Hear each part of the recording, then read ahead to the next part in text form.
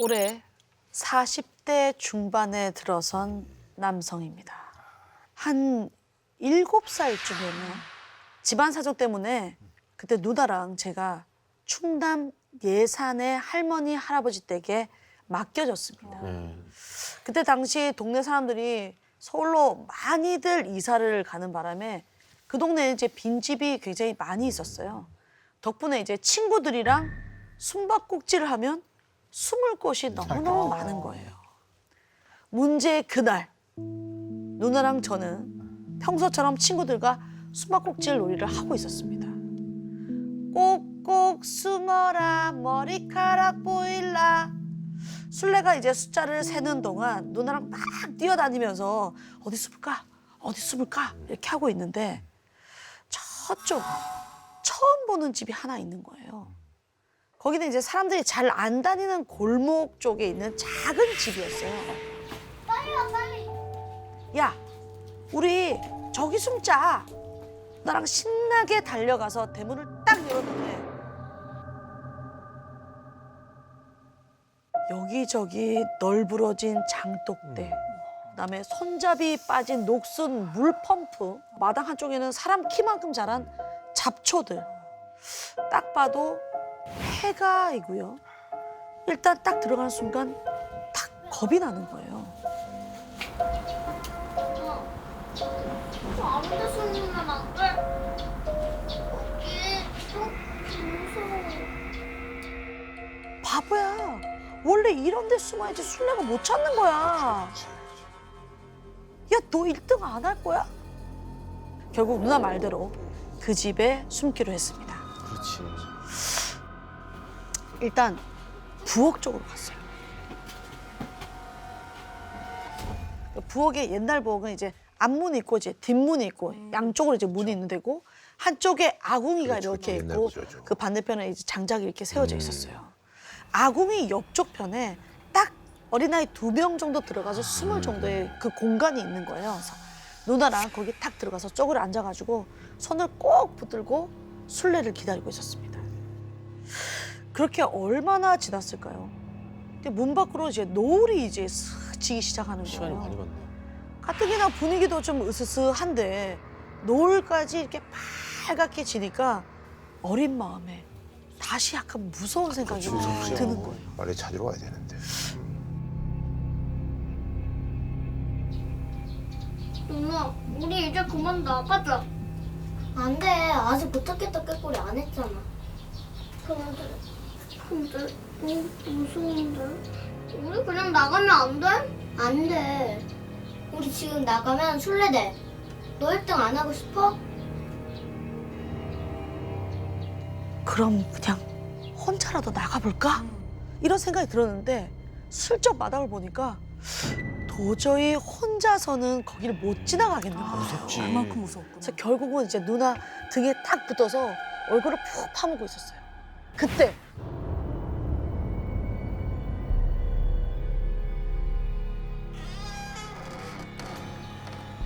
어디선가 이렇게 문 열리는 소리가 들리는 거예요.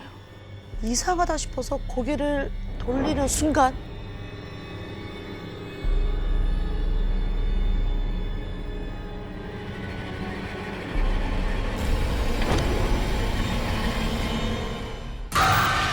소복 입은 여자가 고개를 푹 숙인 채 시커먼 입꼬리를 양옆으로 쭉 찢어서 웃는 거야.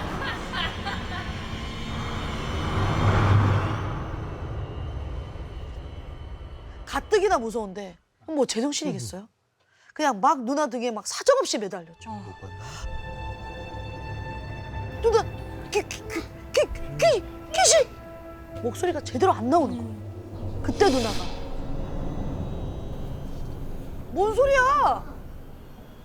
아무것도 없잖아. 안 보여?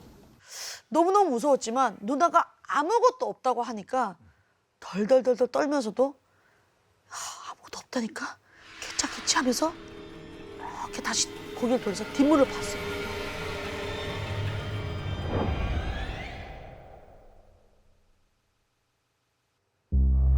정말 아무것도 없는 거예요. 너 한 번만 헛소리하면 쫓아낸다. 누나가 옆에서 막 뭐라 하는데 헛것을 봤다고 생각하니까 의외로 조금 안심이 되는 거예요. 그래서 아, 없나 보다 생각하고 웃으면서 이제 뒷문 쪽에서 눈을 뗐어요. 그 순간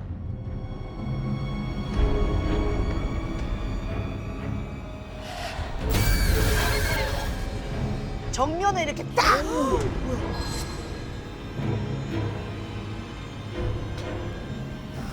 바로 앞에서 쳐다보면서 씩 웃고 있는 거예요.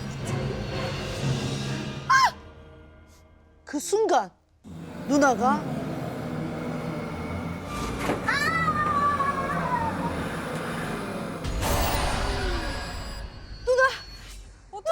누나도 애니까. 불렀지만 애니까 어쩔 수 없지 뭐. 저는 움직일 수도 없었고요. 혼자 남은 그 공포 때문에 그대로 기절하고 뭐 어떻게 어린 나이에. 그 뒤론 기억이 없어요. 눈을 떠보니까 어디요?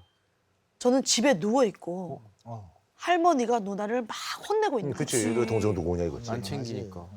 나중에 누나가 해준 이야기는 이랬습니다. 그 집에서 뛰쳐나온 누나가 미친 듯이 도망을 가는데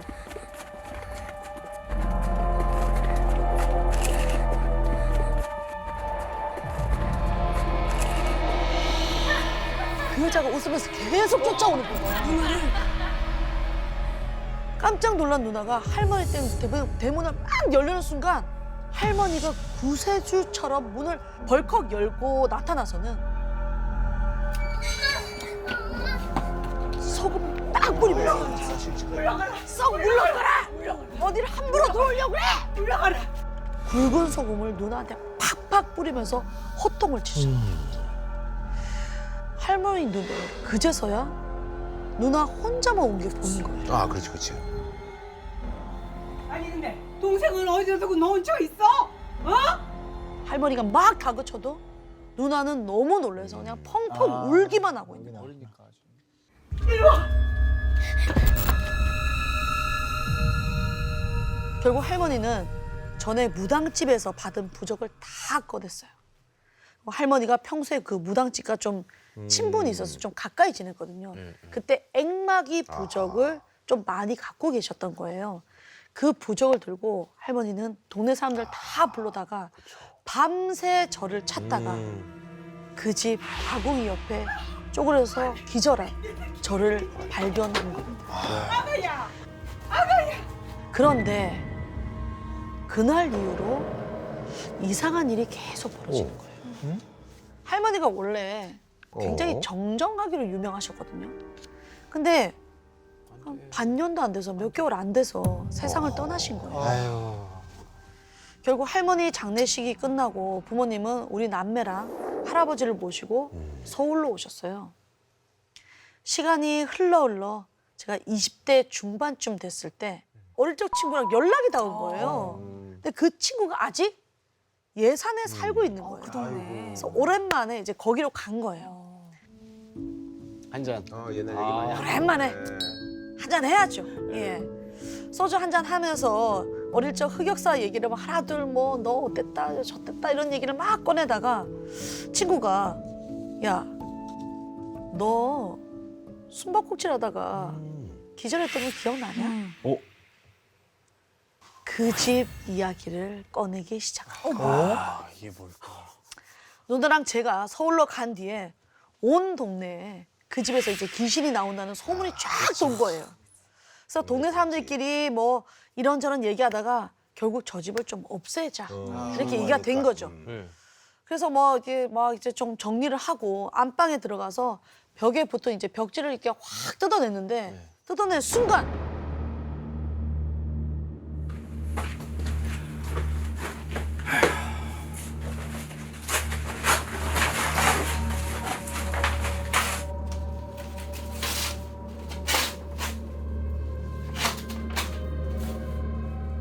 작은 나무 문이 하나 나오더라고요. 벽지를 벽지를 뜯어내는. 네. 높이가 아마 그 성인 허리 높이 정도의 이렇게 나무 문이 있는 거예요. 약간 다락방 느낌이 나잖아요. 그래서 다락방에 혹시 좀 건질 물건들이 있나 싶어서 사람들이 문을 확 여는 순간 거기에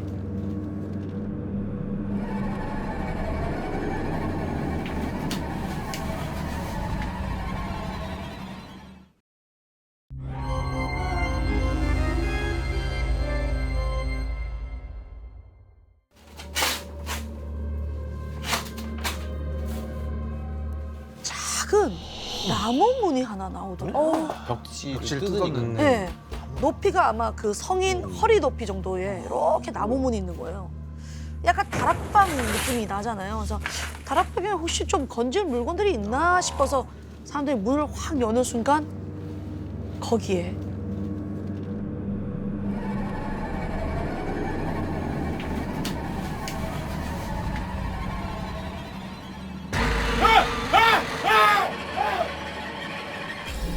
소복을 입은 여자가 목을 맨 채로 그대로 앉아 있었다고.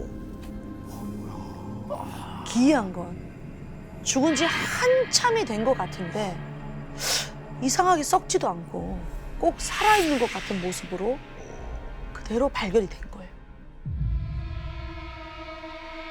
내가 잠들어 있었던, 내가 기절했던 그곳에 사람 시체가 있었다고? 어떡하지? 너무 무섭다. 그 얘기를 듣는 순간 소름 돋지. 머리가 새하얘지는 거예요. 그런데 그 친구의 이야기는 거기서 끝이 아니었습니다. 더 있어. 근데 그 집에 네. 되게 사연 많은 집인 거 알고 있냐? 원래 그 집엔 홀어머니와 네. 아들 둘 이렇게 셋이 살고 있었대요. 그 중에 첫째 아들이 공부를 굉장히 잘하는 거예요. 홀몸으로 진짜 열심히 뒷바라지해서 그 귀하디귀한 그 첫째 아들 대학까지 다 보냈어요. 이제 슬슬 이제 생각하는 거야 어머니께서. 결혼을 시켜야 되는데 네. 첫째가 대학교 졸업할 때쯤에 어머니는 참하고 성실한 며느리를 찾아서 이제 중매를 여러 군데 이제 알아본 거예요. 네. 근데 첫째는 이미 대학에서 만난 예쁘고 아주 똑 부러지는 여자한테 마음이 홀딱 뺏긴 상태인 거예요. 아이고 그래 우리 아들이 좋다는데 뭐 결혼 뭐 좋다 이거야. 근데 딱 한 가지 결혼 전에 반드시 꼭 확인할 게 있었습니다. 뭘요? 그건 바로 며느리의 사주. 사주.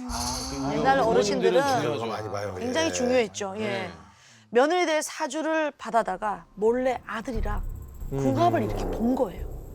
근데 점쟁이 반응이 이 결혼 아서요 아서. 안 좋게 났군요. 아유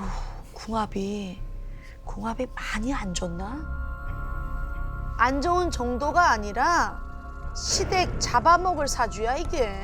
시댁을. 이 여자 집에 들었다가는 이 집 대 다 끊기고 폐가 망신하고 말 거야. 어머니는 그 길로 집에 달려가서 첫째 아들한테 경고를 날렸습니다. 너 그 여자랑 결혼할 생각도 하지 마라. 난 너 그 결혼 반대다. 이제 불안. 아시겠지만 불타는 사랑 못 막아요. 이거 누가 막습니까? 반대하면 더 타올라. 결국 어머니의 반대를 무릅쓰고 결혼을 해버린 거죠. 이제 그 집엔 며느리까지 네 식구가 살게 됐습니다. 근데 어머니 태도가 곱겠습니까? 이제 가시방석에 이제 며느리의 시집살이가. 하루에도 그냥 밥상을 수십 번 차리게 하고 아우. 찬 겨울에 마당에서 얼음물로 손빨래 시키고 아이고 아이고 아이고. 정말 호되게 호된 시집살이를 계속 시킨 거예요. 그러던 어느 날 군대에 있던 둘째가 베트남전에 파병을 가게 됐다는 거예요. 소중한 내 자식이 전쟁에 나간다니까 어머니가 속이. 얼마나 지금 불안하겠어요. 그래서 네. 새벽마다 이렇게 정한수 떠다 놓고 아이고 우리 귀한 아들 무사히 돌아오게 해주십시오. 그래서 간절하게 빌었던 거예요. 하지만 어머니의 노력이 무색하게 몇 달 제발. 뒤 제발. 둘째 전사 소식이 들려옵니다. 또 어머니 또 그것도 또 며느리한테 아들이 죽었다는데 집안 어머니 제정신이겠어요. 갑자기 몇 년 전 점쟁이가 했던 말이 딱 떠오르는 거예요. 점쟁이가 문제야, 점쟁이가. 그 여자 집에 들였다간 이 집 대 다 끊기고 폐가 망신할 줄 알아. 그 길로 그냥 어머니는 정신을 놓고 며느리를 찾아가서 머리채를 확 잡고 다 너 때문이야. 어? 너 때문에 우리 아들이 죽었어. 어? 널 집에 들이지 말았어야 되는데 다 너 때문이야. 기어이 네가 이 사단을 내는구나. 그날 아주 집안이 쑥대밭이 됐습니다. 그 후로 어머니의 구박은 더욱더 심해졌죠. 그리고 몇 년 뒤 홀로 집안을 책임졌던 첫째 아들도 안 돼. 원인 모를 병에 걸려서 얼마나 죽고 말. 스트레스 많이 받았겠어요. 그런데 첫째 아들 장례를 치른 뒤부터 그 집 며느리가 보이지 않는 거예요. 뭐야? 일주일이 지나도 한 달이 지나도 며느리를 본 사람은 아무도 없었다고 합니다. 동네 사람들은 아이고 시어머니 등살에 지친 며느리가 바람나서 도망쳤대. 아이고 나 같아도 도망가겠어 하면서 수근수근 거리고 있는 거예요. 홀로 남은 어머니마저 며칠 뒤 매일같이 그리워하던 아들들 곁으로 떠나가 그 제정신이 버렸어요. 아니지. 그렇게 모두가 떠나고 남은 그 집은 결국 폐가가 되고 말았던 거죠. 그렇다면 그날 숨바꼭질을 하던 저희를 바라본 여자는 누구였을까요?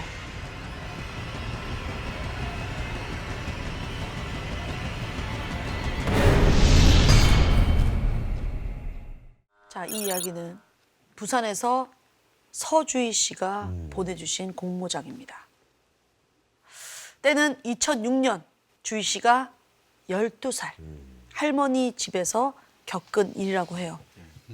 당시 주희 씨네 할머니 집은 부산 황령산 자락에 있었는데요. 조그만 마당에 대문이 있는 1층짜리 양옥집이었습니다.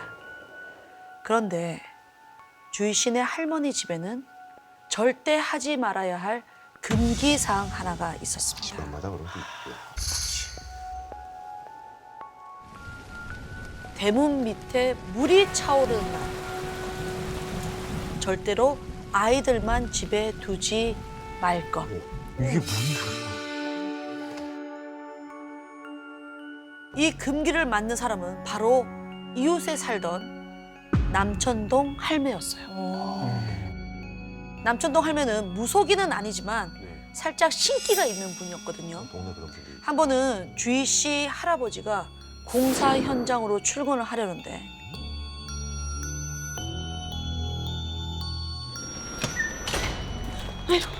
주희 할배야, 오늘 일 나가지 마이소. 절대로 가면 안 됩니다. 큰일 난다 카이. 이러셨습니다. 오. 근데 그날 현장에서 붕괴 사고가 나서 아이고. 사람들이 크게 다치고 성견지명이 있으시고. 또 주희 씨 아빠가 대구로 출장 갈 때 주희 아버지요, 오늘 절대로 지하철 타면 안 됩니다. 지하철 타면 안 된다 카이. 신신당부를 하셨던 그날 지하철에 큰 사고가 지하철 타고.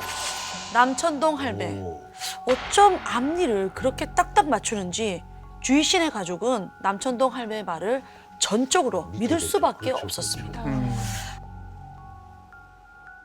자, 때는 추석 연휴 첫날 할머니 집에 주희 씨네 가족들이 모두 모였어요. 네. 그중 아이들은 12살 주희 씨 그리고 작은 집 사촌 동생인 8살 준우 딱 이렇게 2명이 있었습니다. 오랜만에 만난 주희 씨와 준우는 함께 마당에서 놀고 있었어요.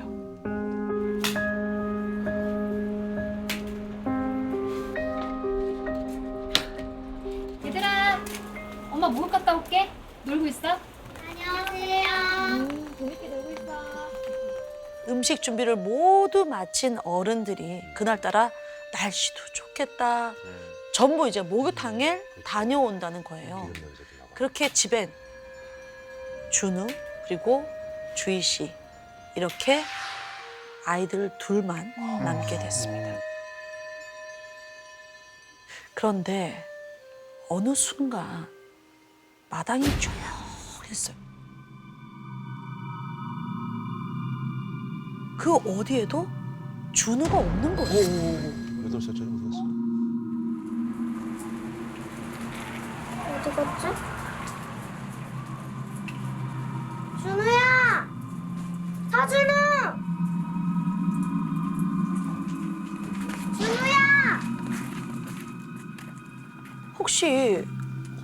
밖에 나갔나?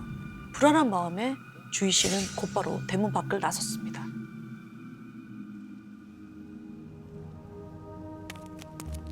그런데 저 멀리 골목 끝에 누군가가 코너를 돌아 싹 사라지는 거예요. 뭐지? 얼른 쫓아가 봤는데 웬 까만 한복을 입은 여자아이가 터벅터벅 걸어가는데 검은 한복을?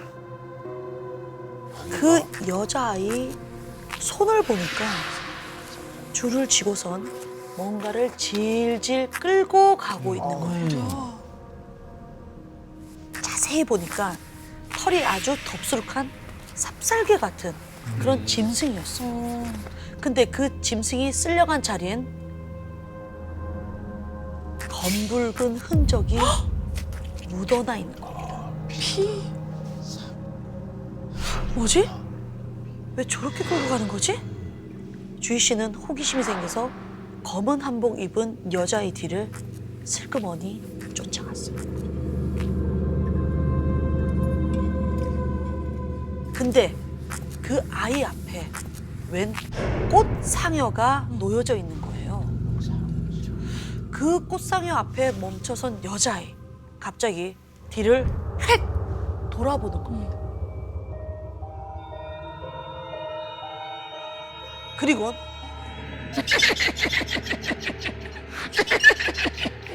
아주 괴상한 웃음소리를 내면서 주희 씨를 노려보는 거예요.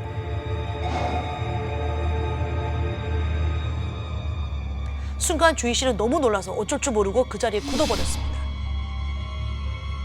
근데 이 여자아이의 수상한 행동은 여기서 끝이 아니었어요.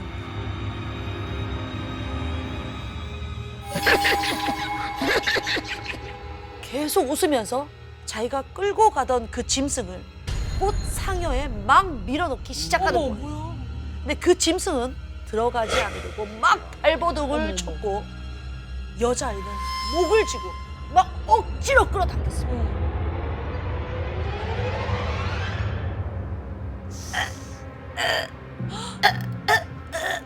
목이 졸려 숨이 막힌 그 짐승은 고통스러운 신음소리를 내기 시작했어요. 근데 그 짐승의 얼굴을 자세히 봤더니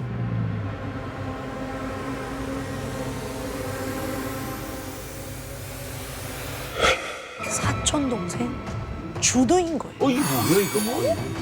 뭐야? 꽃상여에 들어가지 않으려 몸부림치는 준우를 보며 주희 씨는 소리를 쳤습니다. 안 돼! 안 돼! 그 순간 정신 차려보니 주희 씨는 마루에 누워 있었어요. 꿈이네.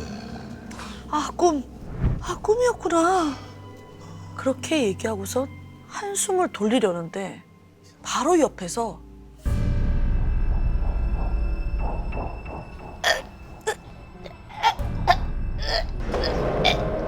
준우가 입에 거품을 물고 쓰러져 있는 겁니다. 숨을 못 쉬겠는지 계속 거리면서 몸을 막 비트는 그 모습이 꿈에서의 모습과 똑같았어요. 막 소리쳤어요. 하지만 어른들은 아직 모기통에서 그렇지. 돌아오지 않았는지 대답하는 사람이 없었죠. 누구에게라도 빨리 도움을 청해야겠다는 생각에 주희 씨는 무작정 준우를 일으켜서 집 밖으로 부축해 나갔습니다. 근데 밖으로 나가보니까 비가 엄청나게 쏟아지고 있는 갑자기. 거예요. 그 비를 쫄딱 맞으면서 주희 씨가 준우를 끌고 대문을 나서는데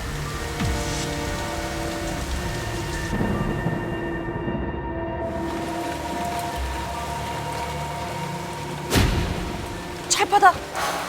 문턱에 걸린 두 사람 그대로 대문 밖에 나동그라지고 맙니다. 그 순간 어머! 준우가 토사물을 막 쏟아내더니 그제야 막힌 숨이 터진 듯 연신 기침을 하는 거예요. 주희 씨가 안절부절 못하며 준우를 일으키는데 그때 준우야! 준우야! 준우야 괜찮아? 너 왜 밖에 나서 그러고 있어? 어? 준우야 괜찮아? 목욕 갔다 돌아온 어른들을 이 광경을 보고 깜짝 놀랐죠. 그런데 내 뭐라 했노? 애들만 두지 말라 했지? 쩌렁쩌렁 골목길을 울리는 목소리의 주인공은 남천동 할매였어요. 여여 물 찬 거 안 보이나? 아니나 다를까 남천동 할매가 가리키는 곳을 보니 대문간 바로 밑이 막 물바다가 되어있더라고요. 기억하시죠? 대문 밑에 물이 차오르는 날 절대로 아이들만 집에 두지 말 것. 맞아요.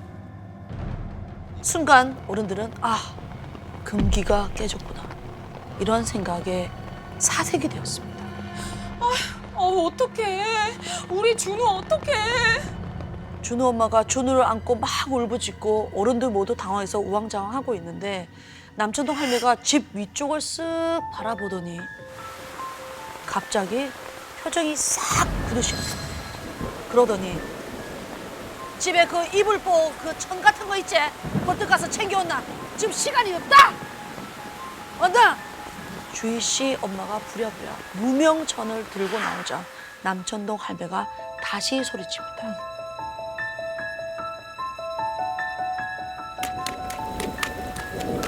빨리 이 천으로 아들 가리라.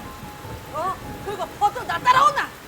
어른들은 주희 씨와 준우를 무명천으로 돌돌 감기 시작했습니다.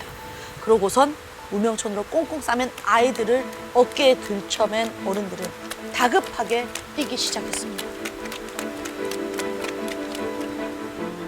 그렇게 도착한 곳은 남천동 할매의 방이었어요. 그 방은 남천동 할매가 상을 차려놓고 기도하는 신당과도 같은 곳이었습니다. 더운나. 여기다. 들쳐업고 온 아이들을 방에 내려준 어른들은 꽁꽁 싸맨 무명천을 다급하게 풀기 시작했습니다. 영문을 모르는 아이들은 이 상황이 그냥 어리둥절하기만 했어요. 됐다. 너희들은 잠깐 나가 있어라. 남천동 할매는 주희 씨와 준우 앞으로 다가와서 나지막한 목소리로 이렇게 말했습니다.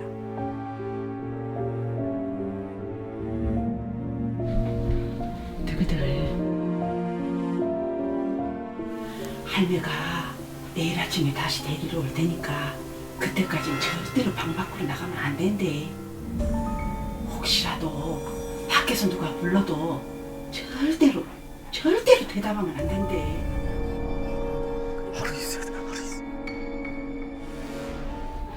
그리고 주희야, 준우 네가 지켜야 한대. 준우 꼭 이해한대. 알겠나? 그래. 그러면 할매 갈게. 그렇게 남천동 할매는 둘만 남겨두고 방 밖으로 나갔습니다.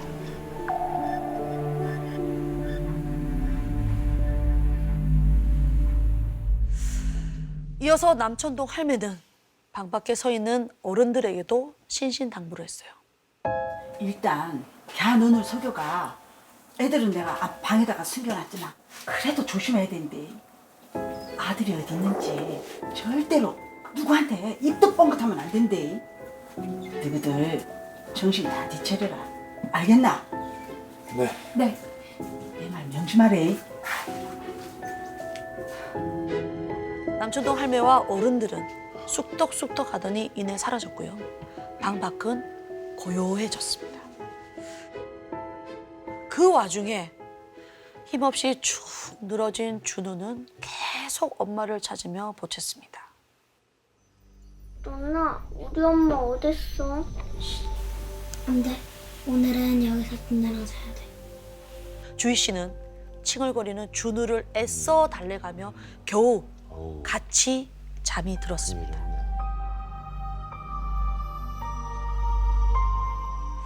시간이 얼마나 흘렀을까요? 밖에서 희미하게 들리는 목소리에 주희 씨는 잠에서 깼는데요. 준우야, 준우야 어딨니?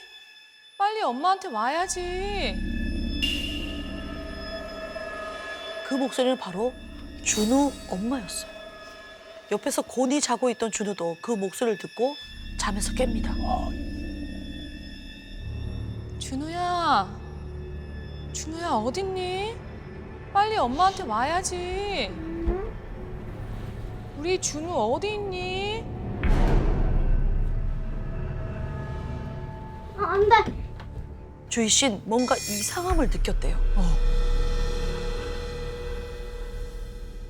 분명 어른들은 주희 씨와 준우가 이 남천동 할매 집 방에 있다는 걸 알고 있잖아요. 맞아요, 알죠. 그런데 방에 들어오지는 않고 계속 찾는다는 건 분명 준우 엄마가 아니라는 거죠. 준우야, 어딨어? 엄마가 나 부르잖아. 아까 나가면 안 된다고 말씀하셨잖아. 나가면 안 돼. 나 나가면 안 돼. 나가서 안 돼.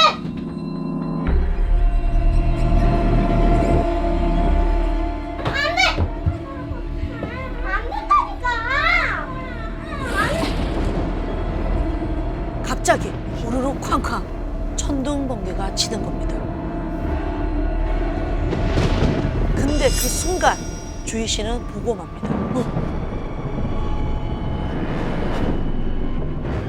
그 번쩍이는 창문 너머로 서 있는 검은 그림자.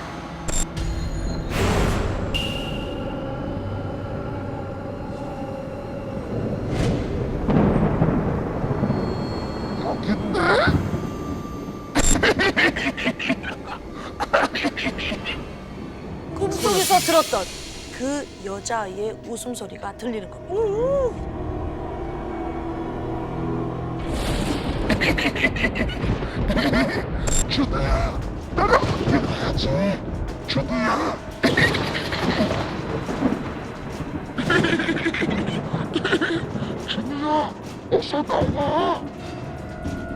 온몸에선 막 식은땀이 흐르고 심장은 쿵쾅거리고 두려움에 온몸을 벌벌 떨던 그때 갑자기 귀를 찢은 듯한 여자아이의 날카로운 비명소리가 들리더니 그 순간 문이 활짝 열렸습니다.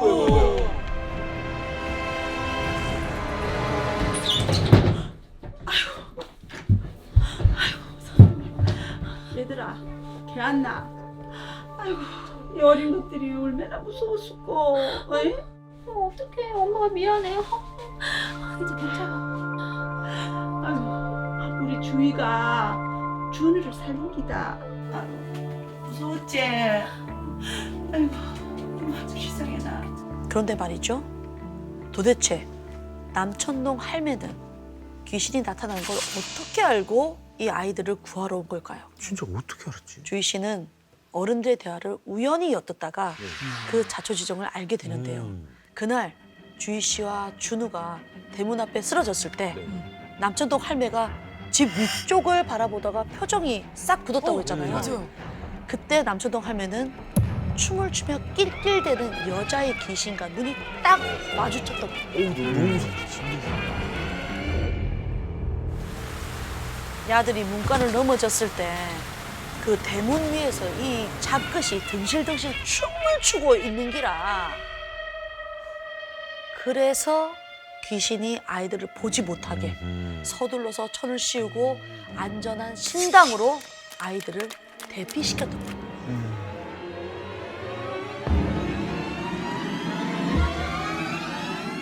그리고 춤추는 귀신이 사라지기만을 기다리면서 남천동 할매가 밤새 기도를 하고 있었던 거예요. 그런데 그날 새벽에 준우 엄마가 사색이 돼서 벌떡 일어난 거예요. 천주 신령님 계시나이다. 할매, 어떡하죠? 어떡해요? 뭐야 무슨 일인데? 저 아이들이 있는 곳을 말해버렸어요. 뭐라 캐산노? 뭐야?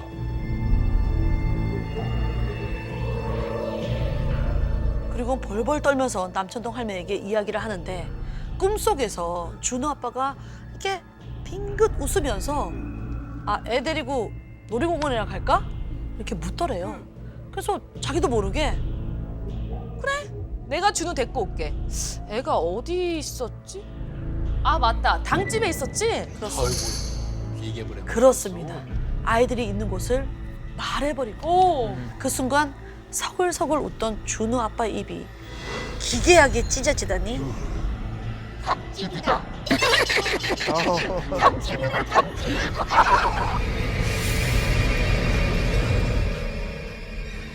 준호 아빠가 사실은 준호 아빠인 척한 그 귀신이었던 겁니다.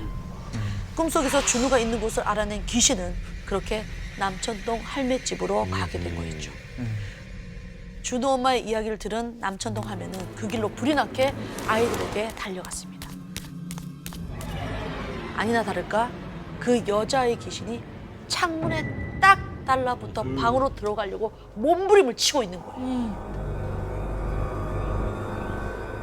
이 앙큼한 것 같은 이라고 요망한 거 빨리 안 가나? 어디 들어가려고 그래?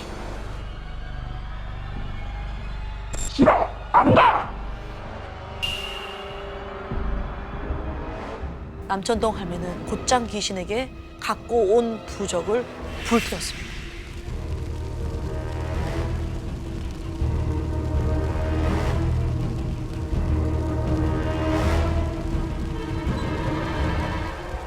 반항하던 귀신은 그 부적이 끝까지 타버리는 순간 비명과 함께 사라지고 맙니다. 사촌 동생 준우를 집요하게 찾아다닌 여자아이 귀신. 왜 그토록 준우를 데려가려고 한 걸까요?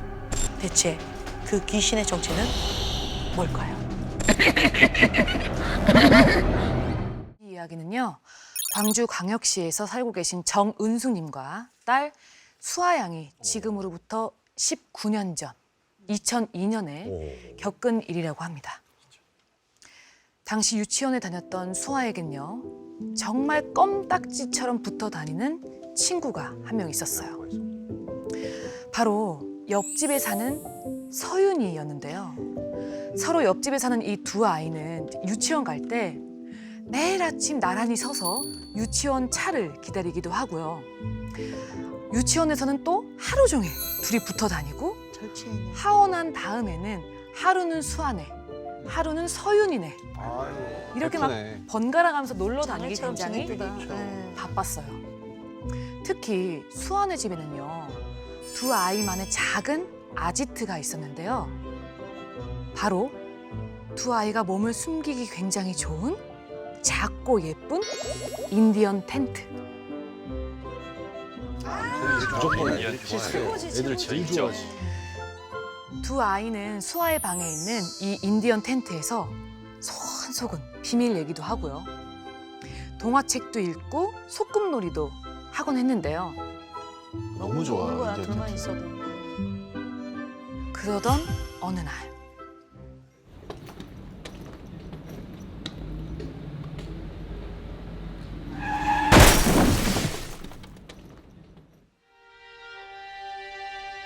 유치원에 가던 서윤이가 그만 갑자기 튀어나온 차에 아이고. 치이고 만 겁니다. 아, 어떡해. 세상에.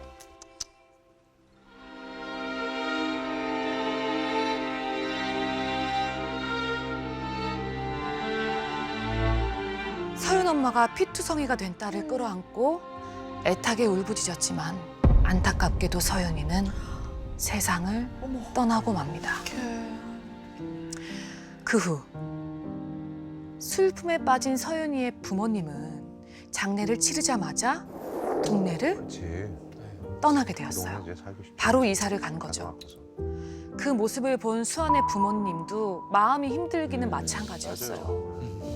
갑작스러운 사고로 가까운 이웃은 물론 딸 수아랑 제일 친했던 절친도 절친인데. 같이 잃어버리게 되었으니까요. 그런데 이 와중에 태어난 사람이 한 명 있었습니다. 서윤이의 가장 친한 친구였던 수아. 난리 났겠네. 수아가 자기 딸이 그렇게 붙어 다니던 서윤이가 없어졌는데도 그거 난리 나잖아. 서윤이는 찾지도 않고 그냥 방글방글 웃으면서 너무 잘 지내는 거예요. 뭘 몰라서 그러나 어려서. 그러니까요. 아직 몰라. 네. 그런데 서윤의 가족이 떠나고 일주일쯤 지났을 때였어요. 한참 밤에 자고 있는데 수아네 엄마가 깬 거예요. 그 이유는 대그락, 대그락. 뭔가 서로 부딪히는 듯한 소리 때문이었는데 도둑던 거 아니야? 무슨 소리지? 가만히 들어보니까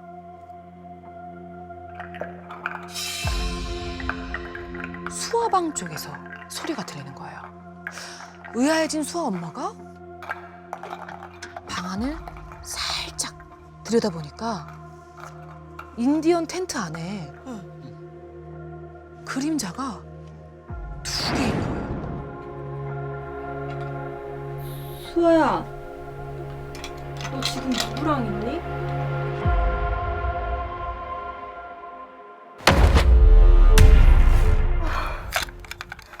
텐트 안에는 수아야. 예전에 서윤이네 집에서 선물했던 아이 크기의 곰인형이 함께 있었어요. 깜짝이야. 수아야, 내일 유치원 가려면 일찍 일어나야 되잖아. 얼른 자자. 싫어. 더 놀고 싶어. 사연이도 더 놀고 싶대. 서윤이? 서윤이가 더 놀고 싶대? 응. 더 놀고 싶대. 너무 심심하대. 이거 섬뜩하네. 갑자기 튀어나온 죽은 아이의 이름에 수아 엄마는 깜짝 놀랐어요. 근데 또 생각을 해보니까 짠한 거예요. 그래, 조금만 더 놀아 하고선 텐트 옆에 이렇게 살짝 기대 앉아서 바라보고 있었어요. 시간이 얼마나 흘렀을까? 깜빡 잠이 든 수아 엄마가 눈을 떴는데 서윤이 아프지? 아프면 죽 먹어야 된대. 뜨거우니까 호흡 불어줄게. 플라스틱 숟가락을 들더니 서윤이 맛있어? 서윤이 이제 안 아파? 그 모습을 본 수아 엄마는 온몸에 털이 쟤가 삐쭉 이상하네. 서는 기분이었어요. 그런데 이 이상한 한밤중의 소꿉놀이는 그게 끝이 아니었어요. 수아의 부모님이 자러 들어가면 새벽까지 계속 혼자만의 소꿉놀이를 하는 거예요.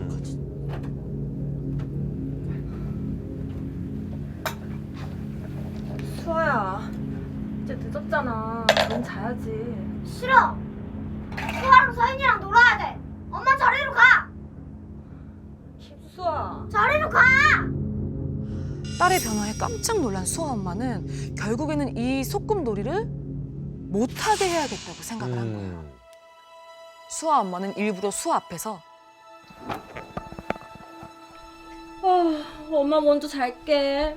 나도 잘게. 잘 자. 일찍 잠을 자는 척했어요.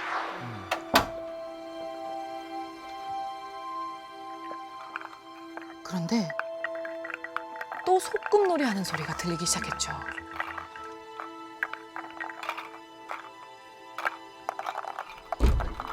김수아, 너 딱 걸렸어. 얼른 잠 안 자? 곰돌이 인형의 머리가 돌아봐. 바라보는 거예요. 그림자가? 왜? 오. 곰인형의 그림자가.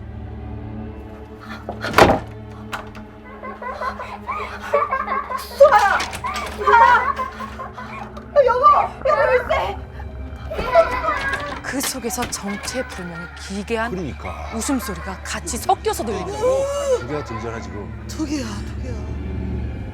곧바로 열쇠를 찾아서 문을 막 열어 젖혔어요. 그랬더니 야, 수아야, 문 왜 잠갔어? 내가 안 그랬어. 서연이가 그랬어. 그 순간 이때까지 수아가 얘기했던 말들이 떠오르기 시작했어요. 서연이 졸려? 서연이 맛있게 먹어. 수아랑 서연이랑 놀아야 돼. 그렇지 서연아. 수아 엄마는 이제 더는 안 된다고 생각을 했어요. 서윤이는 세상을 떠난 아이잖아요. 보내줘야 되는 거잖아요. 수아 엄마는 미친 듯이 수아 손에 들린 그 소꿉놀이 그릇을 뺏었어요. 그거 줘. 나 서연이랑 놀아야 돼. 서연이 이제 없어. 소꿉놀이 그만해. 엄마 왜 서연이 없다고 해? 서연이 여기 있잖아. 제발 좀. 서야. 수아가 놀라서 울기 시작했지만 수아 엄마는 단호하게 소꿉놀이 세트와 고민을 뺏어서 숨겨버렸어요. 그 다음날 집안의 분위기는 아주 어두웠어요. 그래도 오늘은 수아도 잠을 좀 자겠지 싶은 마음에 억지로 잠을 청하는데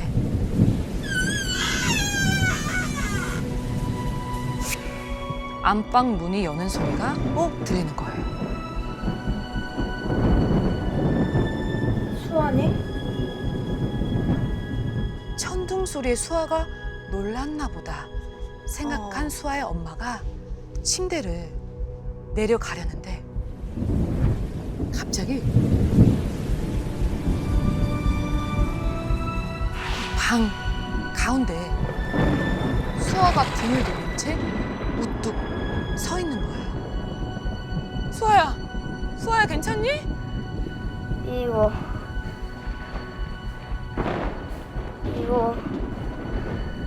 뭐라고? 놀고 싶은데 같이 놀고 싶은데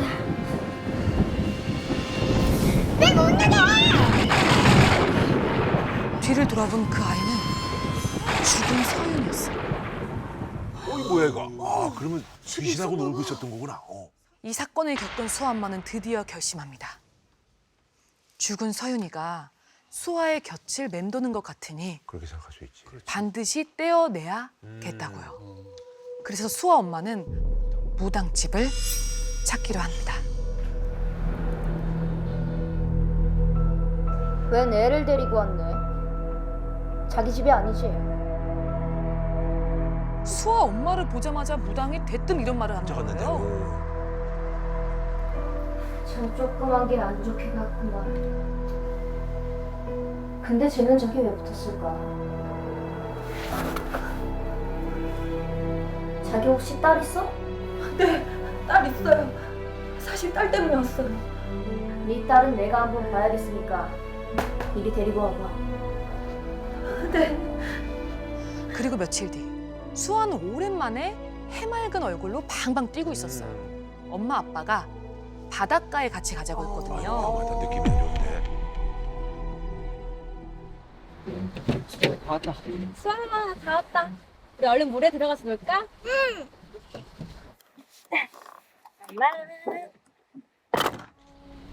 엄마 나 여기 왜 데려왔어? 수아의 부모님이 가려는 그곳 바닷가가 아니었거든요. 그렇죠. 수아 엄마가 찾아갔던 무당집이었어요. 여기 바다 아니잖아. 왜 나한테 거짓말해? 수아야. 잠깐만 다녀오자. 싫어. 가기 싫어. 수아야. 가기 싫어. 수아야. 싫어. 나 안 가. 가기 싫어. 가기 싫어 이모. 가기 싫어 이모.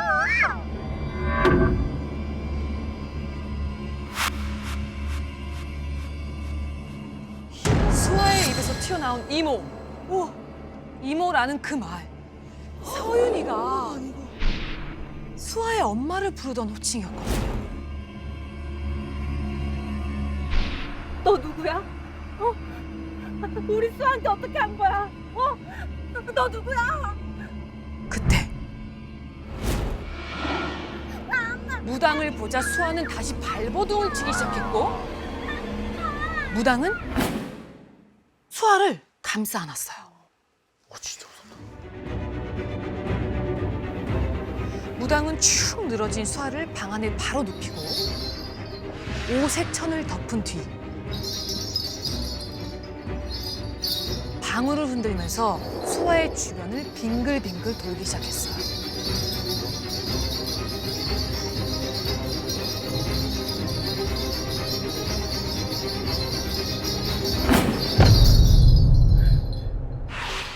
그러다 갑자기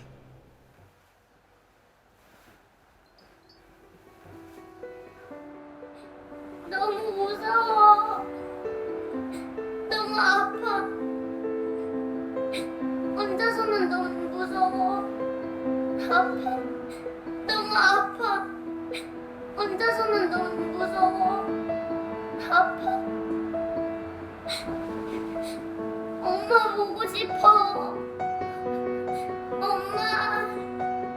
엄마.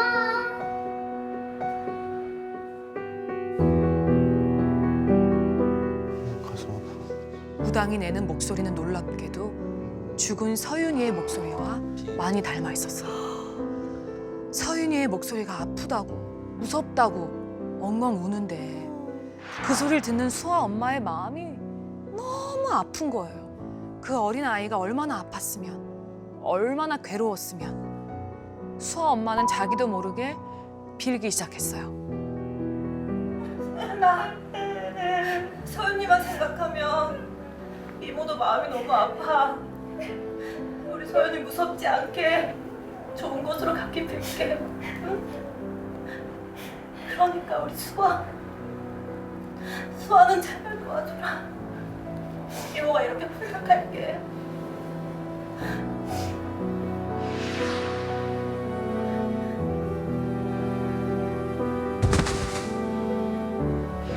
수아 엄마의 간절한 기도가 통했던 걸까요?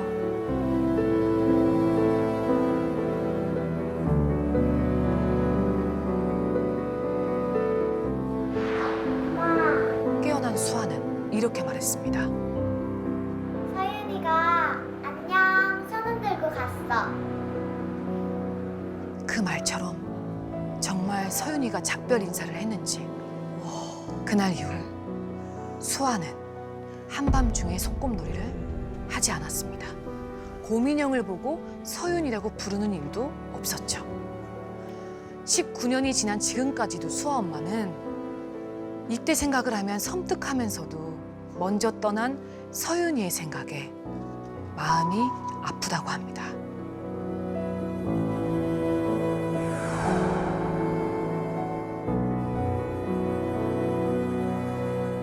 대구에 사는 이상민 씨가 보내주신 사연입니다. 매형 준호 씨가 30여 년 전 초등학생 때 겪은 일이라고 하는데요. 시가지에서 조금 떨어진 작은 시골 동네에 살고 있었어요. 안 내면 진다 가위가위보 가위바위보.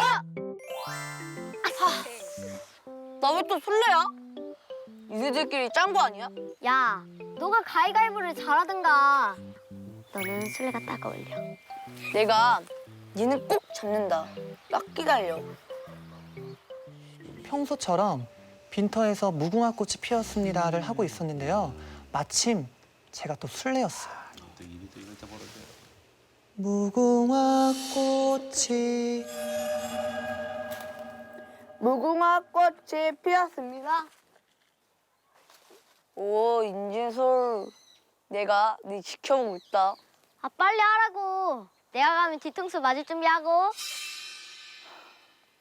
무궁화꽃이 피었습니다. 역시 친구들이 온갖 자세로 꼼짝 않고 멈춰 있더라고요. 하나, 둘, 셋, 넷? 나무 뒤에 한 명이 더 있는 거예요. 누가 갑자기 조인했나? 누구세요? 아, 이준호. 너 우리 움직이게 하려고 거짓말하는 거지? 아, 좀 빨리 하라고. 알았어. 친구들 상화에 일단 뒤로 돌았죠. 그리고 다시 무궁화 꽃이 피었습니다. 그리고 얼른 고개를 돌렸는데 하나, 둘, 셋.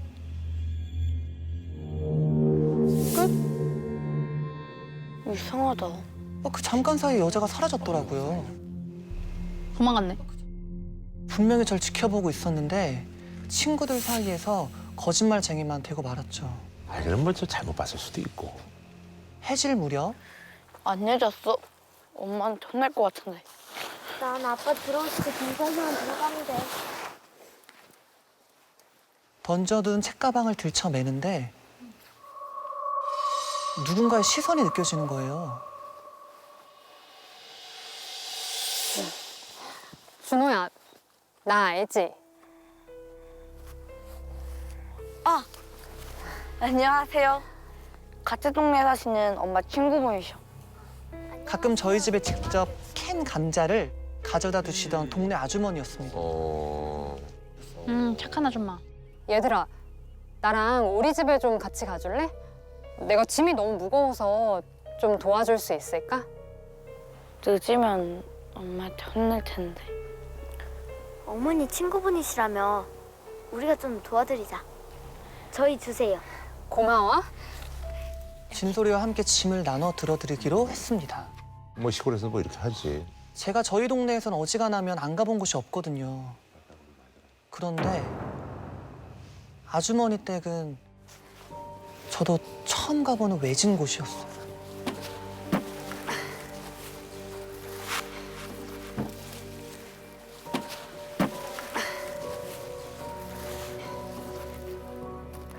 가까이 가보니까 집이라기보단 금방이라도 쓰러질 것 같은 폐가 같았어요.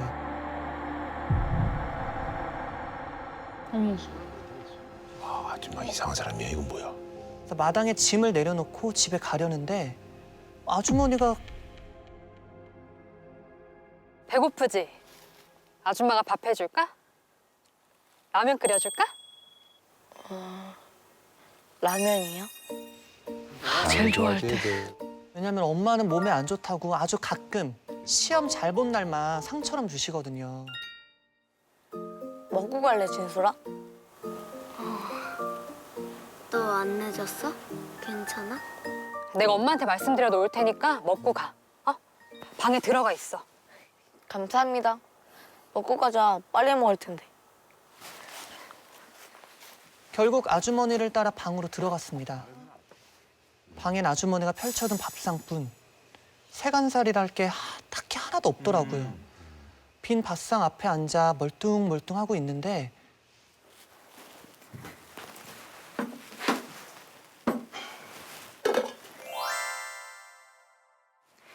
천천히 많이 먹어. 아줌마는 가져온 짐 좀 정리하고 있을 테니까 많이들 먹고 있어. 이 라면은 제 짧은 인생에 먹은 라면 중에 제일로 맛있는 라면이었어요.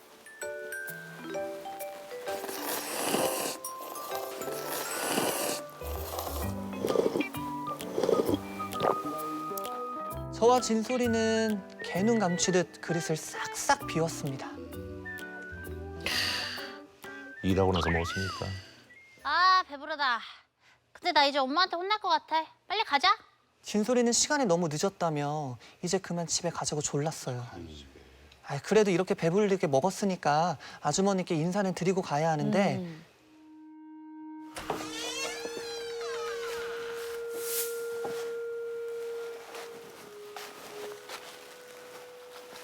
어디 가셨지? 아주머니가 보이질 않는 거예요. 그래서 저희는 집 주변을 둘러보며 아주머니를 찾았죠. 준호야, 우리 그냥 가자. 아주머니 짐도 그대로 있고 좀 이상해. 그때 집 뒤편에서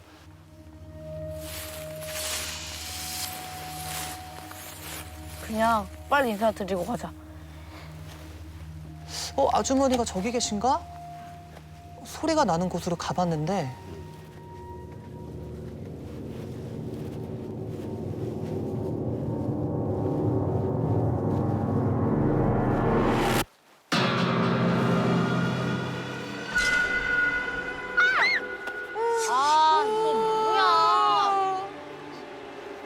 눈앞에 제가 보고도 믿기 힘든 광경이 펼쳐졌습니다. 누군가가 여자 마네킹을 주렁주렁 나무에 매달아 놓은 거죠. 줄로 목줄을 매 널어놓은 여자부터 물구나무 서기 하듯 거꾸로 매달아 놓은 여자까지. 근데 그걸 왜 매달아놨어? 대체 누가 이렇게 기괴한 짓을 한 건지 두려움에 저도 모르게 주춤주춤 뒤로 물러섰어요. 준호야, 저기 봐봐.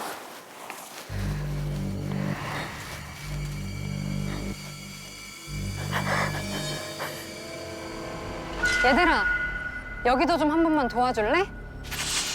마네킹을 매단 사람은 아주머니였던 거죠. 왜 그런 짓을 하시지?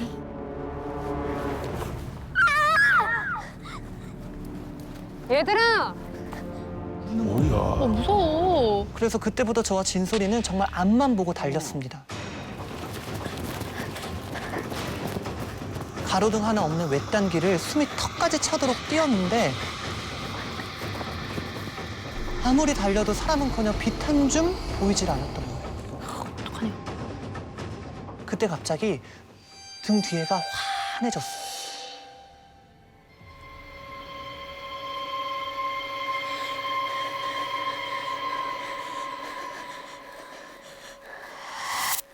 아주머니가 손전등을 들고 서 있는 거죠.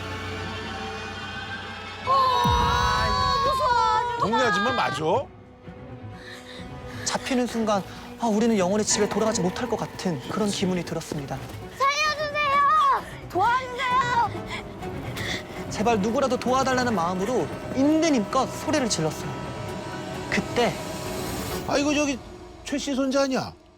아니 근데 이 밤에 여기 왜 있는 거야? 산 밑에 사는 동네 할아버지가 저희를 발견했습니다. 다행이다. 근데 뒤를 돌아보니까 쫓아오던 아주머니는 어느새 사라지고 안 계셨어요. 야, 할아버지 뭐 갔나 보다.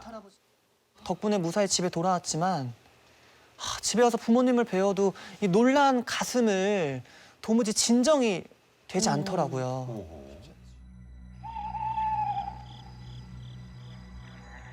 한참 자고 있는데 누가 빤히 절 보는 느낌이 드는 거예요.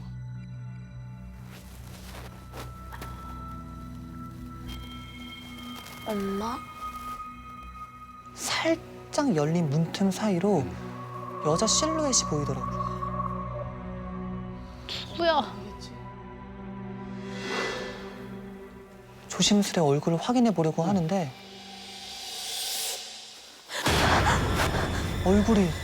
얼굴이 없는 거예요. 한 걸음 또 한 걸음 제 방 안으로 발을 내디뎠습니다.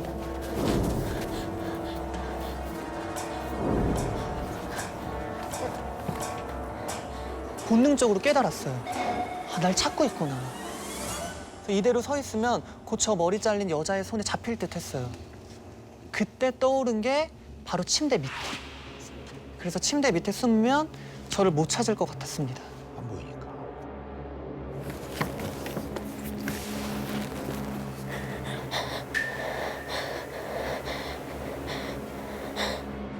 근데 제 눈에 보이는 건 방 안을 빙빙 도는 여자 발뿐이었습니다.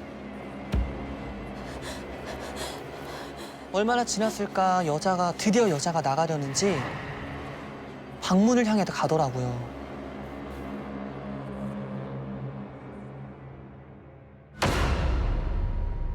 아직 가면 안 된다고 했잖아. 같이 가야지. 머리는 또 뭐야? 머리통? 머리가 잘린 채 절 찾아다니던 여자는 아까 그 아주머니였던 거예요. 그래서 아주머니는 절 향해 다가오기 시작했습니다.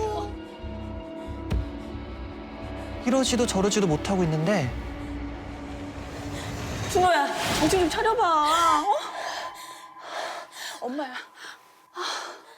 저는 침대 위에 누워 있었고 우리가 많이 놀랬나 보다. 다행히 모든 게 꿈이었죠. 아 꿈이구나 꿈. 그래 다행이다. 근데 그때 혜미야. 자. 네. 잠깐만. 두 분이 뭔가 비밀 이야기를 하시려는 듯 밖으로 나가셨죠. 그래서 무슨 얘기를 하시려나 문에 귀를 가져다 댔는데 제가 상상도 못할 이야기를 들을 수 있었습니다.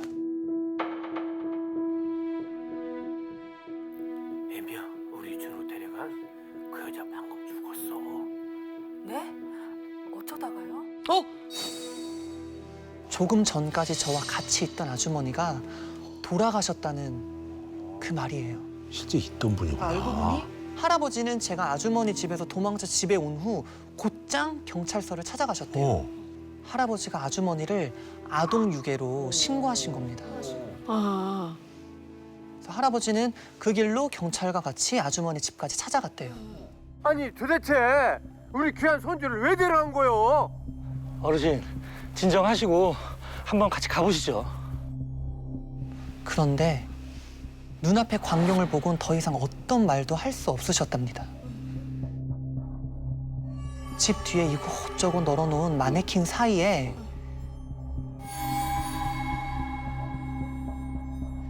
아주머니도 매달려 있었던 거예요. 아주머니는 저희가 도망치고 난 후에 목을 메고 스스로 목숨을 끊으셨다고 합니다. 그런데 그 목을 맨 아주머니 옆에 아무것도 매달려 있지 않은 목줄 2개가 대롱대롱 걸려 있었대요. 같이 가려고 했나 봐.